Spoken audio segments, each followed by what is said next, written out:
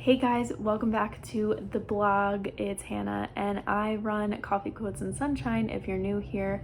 Today we're going to be talking about a topic that I have been putting out there a lot, and I didn't really know how many people would relate to it, but I guess since it's post-grad life and people are growing up and becoming adults, that it's real. So today we're going to be talking about tips for living alone and just kind of not the super fun stuff that comes with living alone. So if you see me looking down, I'm just reading off of my iPad. And I'm gonna try to, I had a bunch of questions and tips and stuff, so I'm just gonna keep reading. So let's get started. So the first thing is I get freaked out when it's time to go to sleep. I check to make sure the door is locked like 100 times. I totally feel you on this. I get super freaked out at night too. It doesn't matter if your apartment is new or old. It's freaky either way to be alone and just at night sleeping. It's quiet, it's dark, it's freaky. And in an apartment complex, it's freaky because you don't know who is roaming the hallway. Like, you don't know your neighbors a lot of the time. And you know, there's always that fear of someone opening your door if you forget to lock it. So I totally feel you on that. That was a real fear that I still have from time to time. It's definitely gone down a little bit.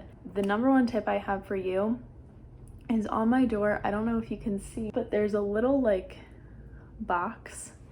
It was a super cheap, not alarm system, but you stick it to your door and it's battery operated. You can choose how loud you want the volume, what sound you want it to play when the door opens, and it just plays a little sound to let you know that the door has been opening. And it gets annoying when I'm bringing in my groceries and it takes me like a million times to open the door, but it's there and I know that it's there, and I know that I can sleep better at night knowing that if I hadn't heard that go off, there is no reason for me to worry. Okay, so our second topic is about meal prep and being realistic when you go grocery shopping. I don't know who this is gonna work for, how many people this is gonna work for. This is just my outlook on it. It took me a while to get a grocery routine down, a realistic one at that. So what I've found is that bulk shopping does not work for me. And what I mean by bulk shopping is doing a huge grocery haul in the beginning of the week or like a Sunday or something, and just buying tons of everything and saying like, oh, I don't know if I'll need this right now, but I might have something with this later in the week. If you say like, I might be cooking something with this, don't buy it. What I've been doing is I buy for lunch the next day that I know I'm gonna eat, and dinners for like 2 days, and I make myself eat those dinners. I don't eat out, you know, breakfast essentials, the essentials. And then as I'm sitting there and going, oh, I want this for dinner, but I don't have it, I just go out to the store and get it. And it took me a while to just say, if I need it, I'll go get it, because I think I was being lazy and a little bit paranoid just because of the whole pandemic thing. But now I've kind of come to the realization that spending hundreds of dollars on groceries and produce and stuff that is gonna sit there that I'll forget about and it'll go bad, it's just not realistic.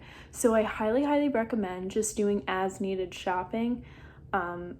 It will save you time, it will save you money, in my opinion. And I think it'll help you to have more bang for your buck. So if you buy the stuff that you know you're gonna use, you're gonna get use out of it. It's not gonna rot in your fridge, and you're gonna actually be spending money on something useful. Topic number 3 with the tea. The third topic was basically that someone really struggles with their anxiety when they're alone. There's no one there to talk you through it, and that's a very real issue. It's something that I really had to think about when I started to think about living alone. was, am I going to be able to handle it? And the answer is some days are better than others, and I'm still learning. But a tip I have for you is to have a set of people, like 2 or 3 people, that you put in your phone. I guess it's not called speed dial anymore, but in your favorite section, and you have that there so that you can quickly call them, text them, FaceTime them, and make them aware that you're doing this too. That's important, because nothing is worse than somebody leaving you hanging when you are struggling emotionally and mentally. But have that there so that you can call them immediately, and you know that they'll pick up, you know that you can tell them anything, they will talk you through anything. That is something I highly recommend, and it has been so helpful for me, just knowing that those people are aware of how they help me and that they know that I could call at any minute. So that's really helpful, and I highly recommend. Okay, topic number 4 that I want to cover, and it's kind of goes along with topic number 3, in just the anxiety mental health realm, and that's just kind of being alone with your thoughts. Now, the hardest part that I find about living alone is that it's consistently quiet, and you have to make your own company. And if you're not doing that, it's easy to kind of slip away into this anxious, thoughts are louder than anything in the world right now kind of mindset. And I definitely have grown in that area. I used to sit here and forget to turn the lights on. I would just lay on the couch until it was dark outside, or, sit at my desk until it was dark outside. And my mind wouldn't even focus on that, because I was still getting out of the mindset that I didn't live with people anymore, and I was the only one doing things around here. So my couple pieces of advice to you: you have to make it as if people live here, but they're just on vacation for a little bit, and it's just you. So, I wake up every morning, I open up the windows regardless if it's cloudy, sunny, raining, snowing, hasn't snowed yet, whatever. I need to let that natural, whatever light is out there, and I need to make it known that there is a world outside my apartment. It is super important. So that is tip number 1 that I have for you. Tip number 2, the TV is your best friend, in my opinion. I put the TV on in the background while I am doing dishes, cooking dinner, while I'm just cleaning up around the house, sitting here on my phone with the TV on in the background. The slightest bit of background noise of people talking, normally I'll do a vlog on YouTube because it just sounds like it's a friend talking to me, is wonderful. It just kind of makes it known that, you're not in this box by yourself, and it's such a lonely world. Like, you just have to bring in these little pieces of noise to kind of distract you from your mind. And there is a time and place for you to be alone with your thoughts, and you should take that time every morning after you open up the blinds or whatever. And I normally sit there, I'll have my coffee, and I will do my gratitude journal or listen to a mindfulness podcast, and just kind of sit there, recognize the feelings and the thoughts that I'm having for the day, and then just kind of let them go or address them as need to be, and then get on with my day. It's a great way to just kind of, acknowledge and allow yourself to have those feelings, but also be active about it and say, you know what, it's still another day, we gotta get going, we gotta go to work, we gotta go to school, whatever, what have you. Just make it known that the world is still spinning, and you are okay, and you are safe. This is a topic that I have been dying to talk about, because I honestly haven't spoken about it with anyone. And that's walking to your apartment, your house, etc. at night. For those of you that don't know, I do live in Philadelphia. So obviously in a city, it is a little bit scary at night, as with any city, as with any area. Honestly, you could be in the safest of areas and at night it's still a little creepy. Someone had reached out to me on this post and just said that like walking alone at night is a whole other level of scary. And I feel that 100%. Sometimes I have to park my car like a block to 2 blocks away, and it's the longest walk of my life. Again, like I said, you need to have those trusted people that you can call in a heartbeat. And I know some people say that it's not safe to be on the phone while you're alone walking and not like aware of your surroundings. Still be aware of your surroundings, but make it known to the person on the phone. Just say like, hey, I'm walking into my apartment or walking to my apartment. Can you just stay on the phone with me for a little bit? And just make it known that you are walking, you are by yourself. Make it known where you are. It's really sad that we have to do that, especially women these days, but we have to be safe.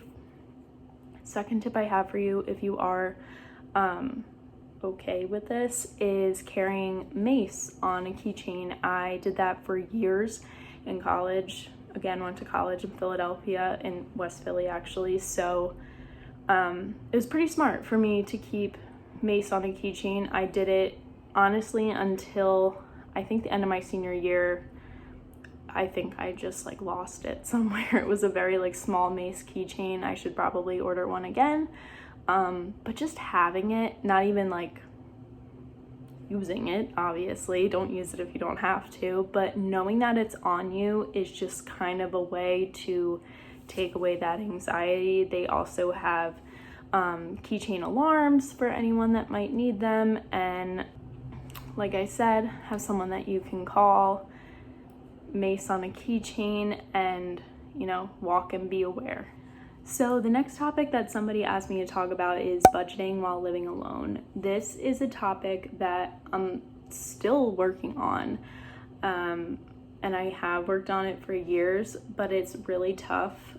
But I highly, highly, highly recommend making yourself a budgeting Excel sheet. I have done this time and time again. I just need to follow through with it. And just kind of be realistic with yourself. Set realistic goals for money. Put away what you don't need to spend right then and there. And it really does add up in the end. So, allocate what you need for groceries, gas, anything immediate that you need for that week. You can keep that in like a spending account. And then for your savings account, allocate your money for, bills and like long-term non-necessity spending. So, if you want to splurge and go on a shopping spree, which I haven't done in forever, just because of being realistic with myself and I don't have the money. Or, if you have a Target trip on a rainy day, that you can comfortably pick that amount out and spend that. But that's only part of it. Another part of it is all your behavior and how you are understanding of your finances. I think it's good that at this point in our lives, a lot of our friends and us are on the same page financially. So what I mean by this is, obviously we aren't doing a lot of going out right now and splurging on dinners and going to bars and stuff, but in the past this has been an issue for me as well as some of my friends, that I've noticed when we talk about it, you just gotta say no sometimes. If you realize that you are not financially able, or that your finances will not allow you to go out for a night of drinks or to just get takeout one more time this week, you need to be upfront about yourself with that and be realistic, because we are in the age of prime spending. And And now is the perfect time to save. I know a lot of people have been saying that, but it's true. And now is the perfect time to just kind of, you know, the excuse to say no is Corona. So save your money. You know, I can also post what I spend in a week because it's not that much. And I think you will find that, you know, when you recognize that your finances are where you know where they need to be, you're going to be a lot better about restricting that mindless spending. So lastly, before I sign off of this video, I wanted to talk about something that, you know, was probably one of the biggest realizations I needed to have when I started living alone, and that's that you need to make your space an actual home. There's a difference between your living space or like a house and a home. A home has so much heart in it, and it's a safe place and it's a comfortable place. And when I first moved in here, yes, I had, you know, simple decorations everywhere, and it was clean, and it was, you know, everything it was new, and I loved that. But there are a lot of times where I would sit there and I would be like, I'm not comfortable. This doesn't feel like a home. I literally feel like I'm walking into a dorm room. And this goes along with money, but I allowed myself to make it how I would want a small home to be. So as you can see, I got like some cute pillows, nice cozy blanket, like a fake plant here. I have candles everywhere. I made a little wall over here of just like all things that I love. You know, my little Be the Light sign, picture with JoJo, and this little blanket chest with some pillows on it. And you know, you have to put those little pieces in because you live here. And now is the time where we're stuck inside. We can't really go anywhere. I know for me, I don't really go anywhere besides work, grocery store. Today I went to the gym. You know, any shopping that I need to do, and that's about it. So you spend most of your time in here, and you need this to be a safe and comfortable place, not only, you know, because we're human, but because your mind needs that type of nourishment and calmness and cleanliness. And that's so important. That will literally impact how you go about each day, just knowing that you have a safe place to come home to.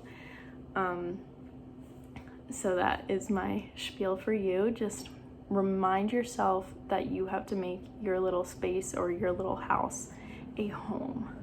Thanks so much for watching, guys. I really hope that you enjoyed this. This was just a different format for me to answer some questions instead of loading you up with an Instagram story. But what the heck? I really hope that you enjoyed, and remember to spread the word, spread the light. I can't wait to be more engaged on this platform now that I've kind of gotten the swing of my schedule. So I'm thankful for all of you. Love you all, and just remember to be the light.